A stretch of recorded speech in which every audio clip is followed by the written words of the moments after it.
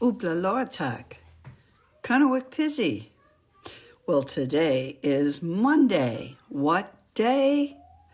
All day today. Let's be responsible, always try, do our best, cooperate with others, and let's treat everyone with respect, including ourselves. Today, we are going to be talking about decision making, specifically 5 tips for making decisions. Tip number 1, don't let stress get the better of you. It's easy to feel stressed out and anxious when you're facing a tough choice.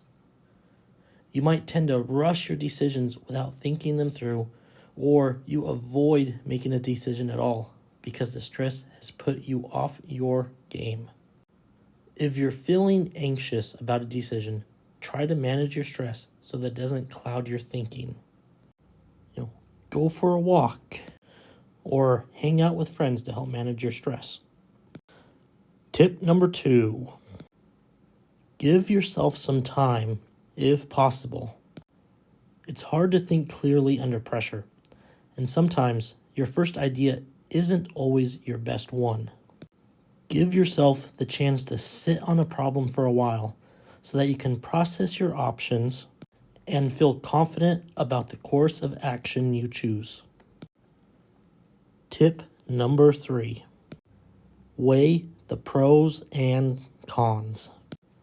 When faced with a big decision, sometimes we lose sight of the big picture. Write a list of pros and cons for each course of action and then compare them. Sometimes the cons aren't nearly as bad as we imagine them to be, and the pros might make our options more obvious. Tip number 4, think about your goals and values.